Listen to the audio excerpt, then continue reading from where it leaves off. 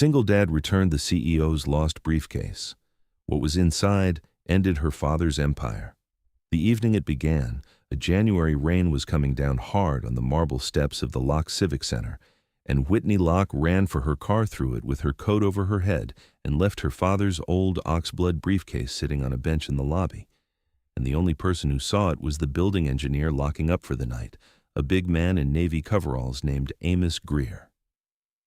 He was 48, tall and broad through the shoulders, and gone a little heavy in the way of a man who had once been very strong and still mostly was, with dark brown skin and close-cropped graying black hair and a short, neat salt-and-pepper beard. He had warm, deep-set brown eyes behind wire-rimmed glasses, a slow, easy way of moving, and an old burn scar shiny across the back of his right hand. He wore the navy coveralls of the building staff with his name stitched small over the pocket, and on his left hand, a plain wedding band he had not taken off in the 4 years since Yvonne died. He had run the boilers and the wiring and the locks of the Locke Civic Center for 6 years, and he did the work the way he did everything now, without hurry and without complaint, and he never once told anyone that the building he kept the lights on in carried, over its door, the name of the man who had taken his whole life from him. He picked up the briefcase to put it in Lost and Found, and through the lobby glass, he saw the woman who had left it standing under the awning, soaked, patting her empty hands, and so instead, he carried it out into the rain to her. "You left this, ma'am," he said. Whitney Locke was 36 and ran the company her father had built, Locke Medical, which had started decades ago with a single hearing device and grown into a name on hospital walls in 40 countries, and her father, Harlan Locke, was 81 now and fading in a care home and could no longer tell her where anything was, which was why she had been at his old civic building at all, gathering his things. She took the briefcase from the big man in coveralls with a quick, distracted gratitude and reached into her bag. "Thank you. Here." And she held out a folded bill, the way you tip a porter, not unkindly, just without quite seeing him. "No, ma'am," Amos said. "It's just your bag. Drive safe in this."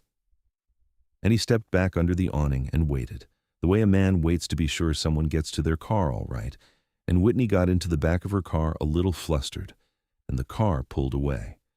And she did not think about the man again, except that she did, a little, because there had been something in the way he said, "No, ma'am," that did not match a man who carried a briefcase out into a freezing rain for a stranger and would not take $1 for it.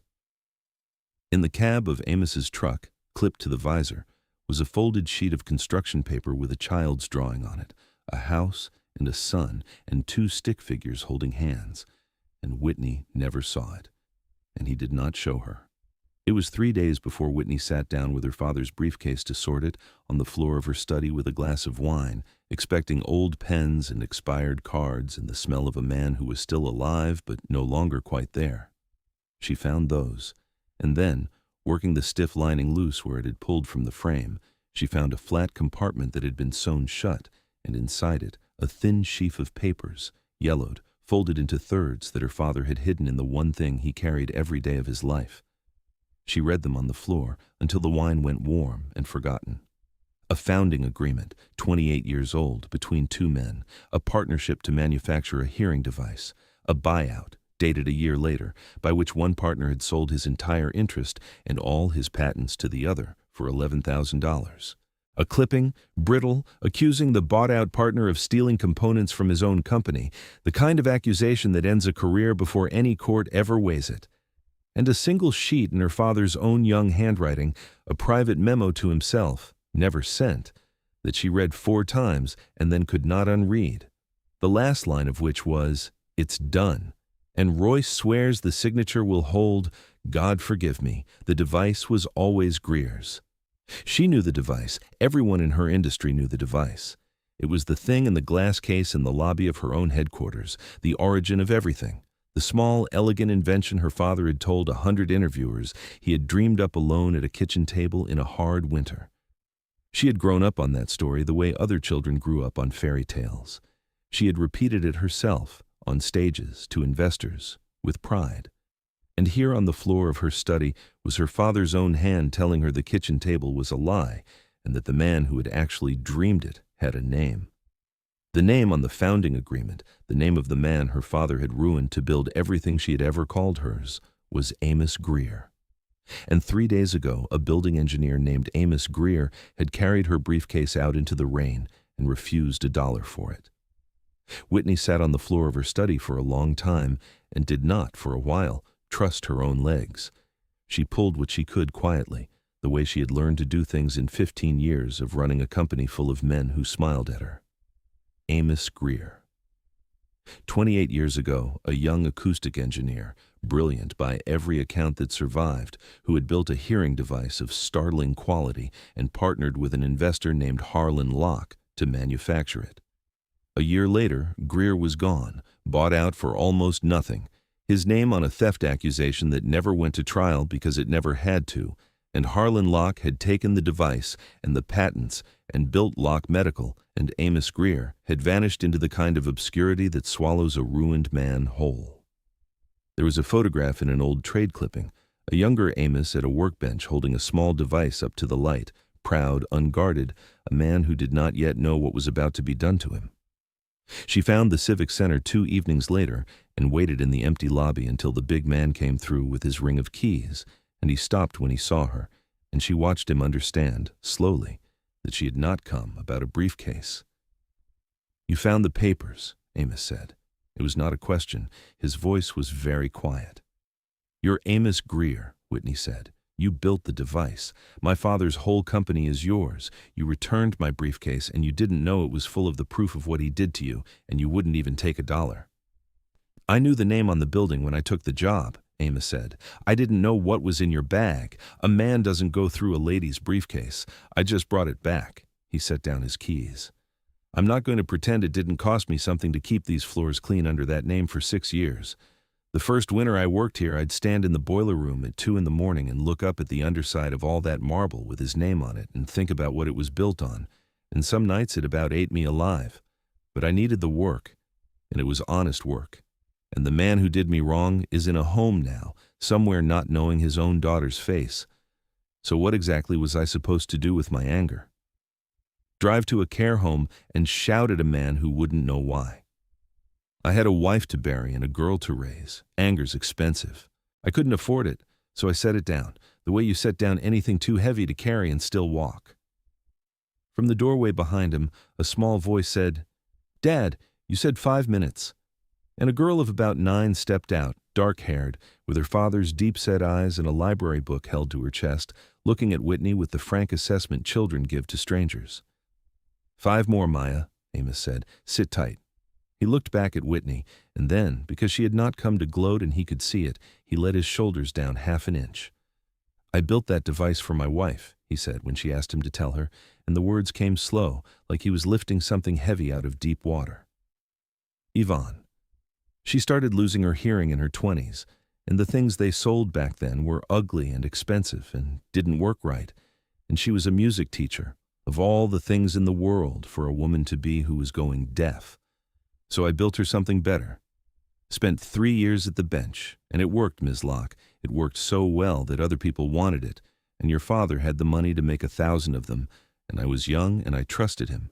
And by the time I understood what kind of man he was, my name was a thief's name, and my patents were his, and I had $11,000 and a lawyer I couldn't pay." He took off his glasses and rubbed his eyes. "Yvonne wore the prototype the rest of her life, the original, the only one that was ever really mine. She used to say at least they couldn't take the first one. She passed 4 years ago, and I put it in the box with the rest of what I used to be, and I came and fixed the boilers in his building, because a man has to eat, and a girl has to have a roof." Whitney was quiet for a long moment. "The buyout has your signature on it," she said. "Then look at it close," Amos said, "because I never signed anything for $11,000. I'd remember selling my wife's ears for the price of a used car." Royce Dunmore was 73 and had been at Harlan Locke's side from the very beginning, the lawyer first, and then the chairman, the man who made problems disappear, and the disappearance of Amos Greer had been the first and the finest of his career. It had been Royce who drafted the buyout, Royce who forged Greer's signature when the young engineer refused to sign, Royce, who placed the theft accusation with a reporter who owed him.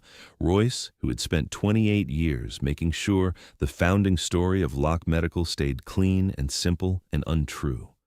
He was old now, but he was still the chairman, and the company was preparing a great gala to mark its anniversary and to unveil a museum wing celebrating Harlan Locke as the lone genius who had invented the device.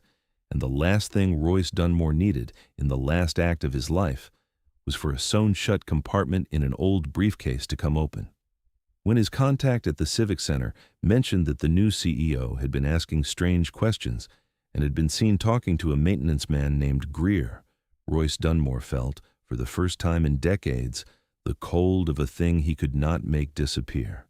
Whitney went looking for anyone who had been there at the beginning, and almost everyone was gone or dead. But a woman named Harriet Shaw, who had been Harlan Locke's executive assistant for 30 years and was 81 now and sharp as a tack, took Whitney's call and was quiet for a long moment. "I always wondered which of you would come asking," Harriet said. "I hoped it'd be you and not the lawyers." She had kept things, she said, the way a good assistant keeps things, in a banker's box in her closet for 28 years, because she had typed some of those letters herself, and they had never sat right. "I met your Mr. Greer twice back then," she told Whitney. "Once when he came in proud as a new father with that little device, and once the day he came to clear his desk, and I have never in my life seen a man go that gray that fast. I gave him a cup of coffee he didn't drink, and I said I was sorry, and he said, 'It's not your doing, ma'am,' in this voice, with nothing left in it, and I went home that night and started keeping copies, because I knew what I'd watched, and I knew I'd never have the nerve to say it out loud while your father drew my paycheck." She folded her hands. "Well, he doesn't draw it anymore, and I'm too old to be afraid of Royce Dunmore." When she brought the box to Whitney, she set it down and opened it herself, with hands that shook a little. Inside were Harriet's own dated notes from the week Amos Greer was forced out, a carbon of a letter in which Harlan instructed Royce to handle the Greer matter quietly, and, clipped to the top, a thing Harriet had added that very week, a printout a friend still inside the company had slipped her, a recent email from Royce Dunmore to the company's outside counsel. One line: "If the Greer buyout ever surfaces, the signature is solid. I drew it myself. Let it lie." Whitney held the page and felt the floor of her father's empire tilt under her. She went back to the Civic Center on a Thursday evening, and this time Maya opened the staff door first and looked up and said, "You're the lady who tried to give my dad $1, because children repeat the parts adults wish they wouldn't." Amos came out with a rag over his shoulder, and Whitney laid the founding agreement and the forged buyout side by side on the lobby bench and the email beside them, and he understood at once. He read it slowly, the load-bearing part first, the way he read anything that mattered. When he came to the line in Harlan Locke's young hand, the device was always Greer's. He set his big hand flat on the page and held it there, and his jaw worked, and then the breath went out of him, and his hand opened again, deliberate, the way of a man who had decided a long time ago not to make a fist in front of his daughter. Then he looked at the signature on the buyout for a long moment.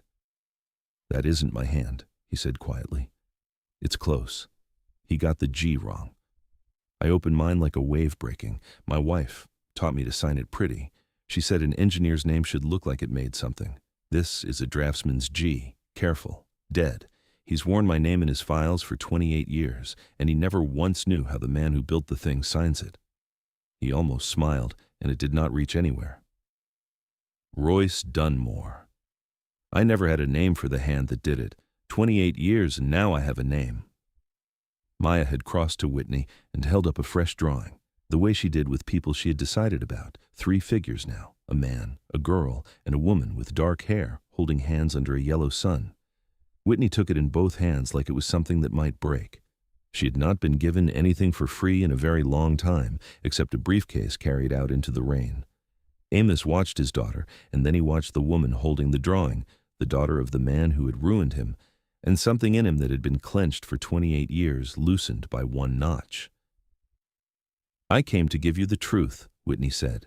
"It's my father's name on the lie. I'm not going to defend it. You deserve to see what he did, and what Royce did, with your name and with your wife's device." "You came because you can't carry it alone," Amos said, And because it's your name on the building too now, and you have to decide whose it's going to be."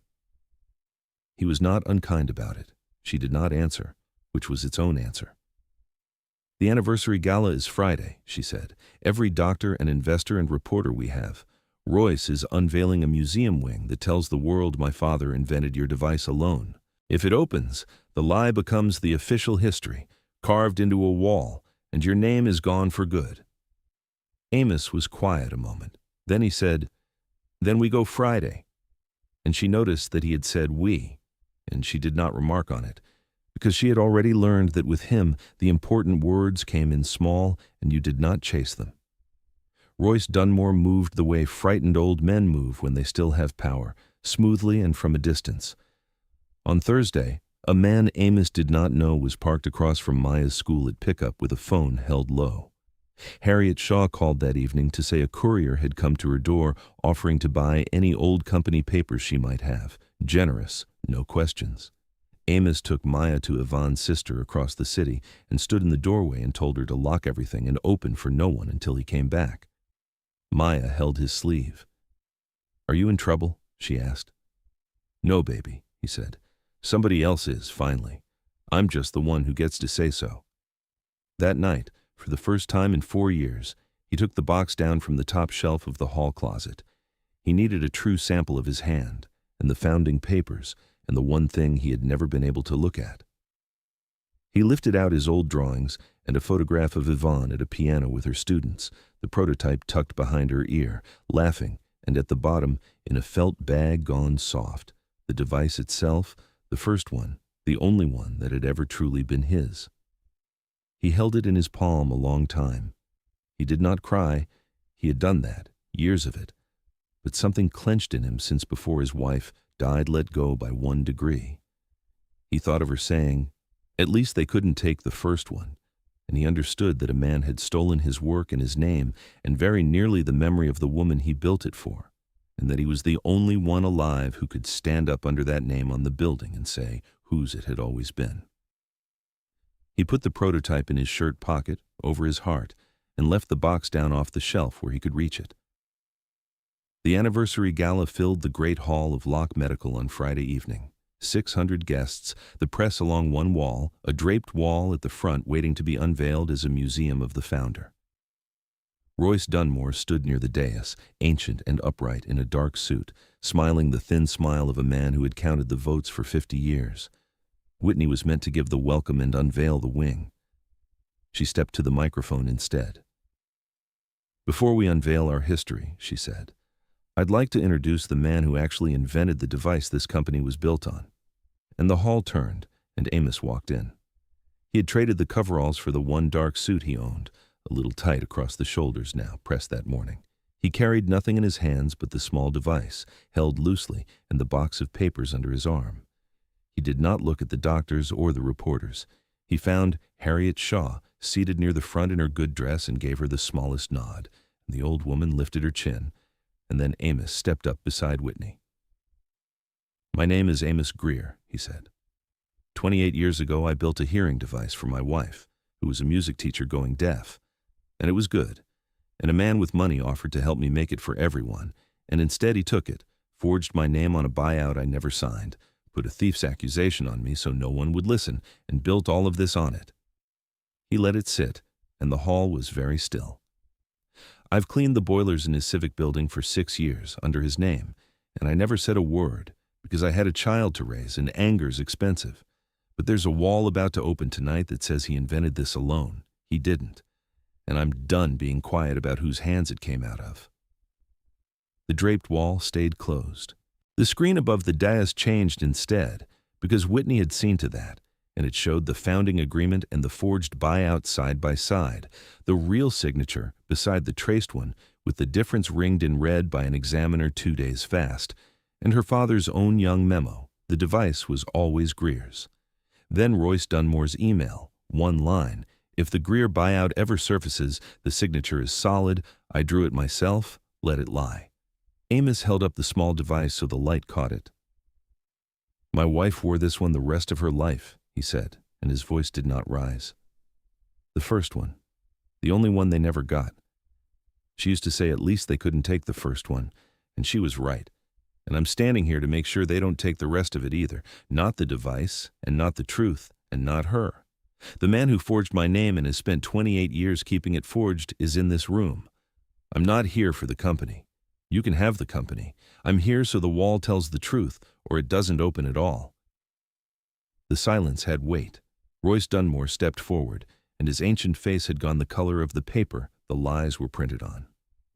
You sold your interest, he said. It's documented. You've been a janitor for 6 years. You don't get to walk in here and rewrite the founding of this company. Amos looked at him and did not raise his voice. I built it, he said. You only ever forged the paper that took it. I don't need to rewrite anything, Mr. Dunmore. I just need everyone here to know I remember how my wife taught me to sign my own name, and you never once learned it, because you never made a single thing in your life worth signing. Whitney took the microphone. The museum wing will not open tonight, she said. Royce Dunmore is removed as chairman effective now. The forged buyout, the planted accusation, and his own confession in writing are going to the Attorney General tonight, and tomorrow this company begins the work of putting Amos Greer's name back where it belongs, on the thing he made. 2 investigators were already at the edge of the hall, and Royce Dunmore, who had made men disappear for 50 years, walked to them without resistance, which was somehow worse than if he had run. In the weeks after, the story moved through the medical and business press, and then everywhere.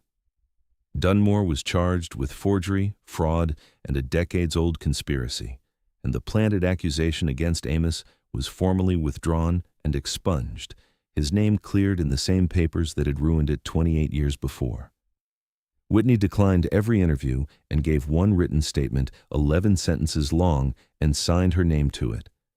She did not try to keep the company whole at Amos's expense. She restructured it so that the foundational patents and a controlling share returned to the man they had been stolen from, and she sat with the company's lawyers and refused, line by line, every clever thing they suggested to protect her father's legacy at the cost of the truth. She went to see her father once after, in the care home, and told him what she had found and what she had done, though he no longer understood, and she did not know if she was telling him or for herself.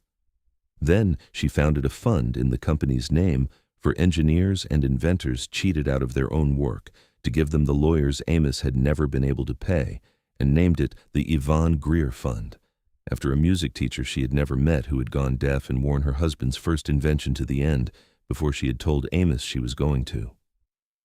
Amos did not take the chairman's office, though it was offered, but he took back his name, and he let the company put the original device, his wife's device, the first one, in a glass case at the entrance with a card that told the true story, and on the card, at his insistence, it said built for Yvonne, who taught music. He took a real role at last, not running the place, but standing over the bench again, teaching young engineers the thing he knew better than anyone, how to build a small good thing that helps a person hear the world. And he kept, for a while, a couple of shifts at the Civic Center too, because he had come to love those quiet boilers, and because the work asked nothing of him but care, and care was the one thing he had never run out of. On a gray morning in March, Whitney drove him to the cemetery where Yvonne was buried, and she stayed 3 steps back while he crouched and set something on the grass before the stone, not the device. He would never part with that, but a single sheet of paper, folded, the official notice clearing his name, weighted with a stone against the wind. She heard him say, "Lo, not quite to anyone.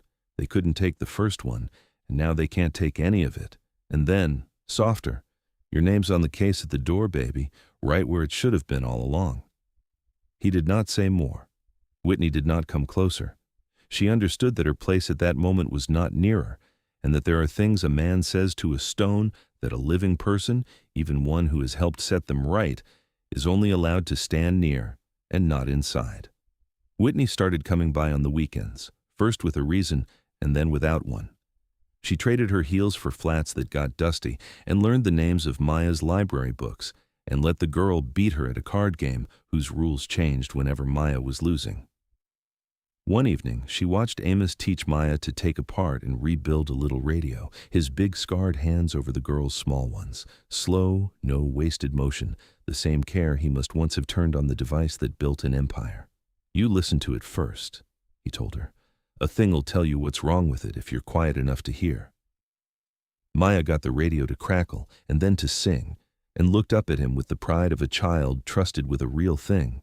And Whitney, watching from the doorway with a cup of tea going cold in her hand, understood that this was the whole of him, that the inventor and the building engineer and the father were one quiet, unbroken man all the way down, and that her own father had looked at this man once and seen only something to take. On a clear Saturday in spring, the three of them went to the company entrance to see the device in its glass case, lit, with Yvonne's name on the card, and Maya read it out loud, slow and proud, and a young man passing in scrubs stopped and said he'd grown up wearing the Greer device and never known there was a real Greer, and he shook Amos's hand a long time, and Amos held it together until the young man left, and then had to take his glasses off for a minute. Maya looked up and asked, "Are you going to stay with us forever?" Of Whitney, the way children ask the questions adults are too careful to, and Whitney glanced at Amos, who had put his glasses back on and was looking at her, and she said, "I'm thinking about it." Amos sent Maya to read the next case down the hall, and the girl went, and he turned to Whitney in the quiet of the lobby under the soft light on the thing he had made. "You don't have to promise a child something you haven't promised yourself," he said, "especially this child. She's lost enough people." "I'm promising both of them," Whitney said, "at the same time." He looked at her for a long moment, this man who had every reason to hold her father's name against her and somehow did not.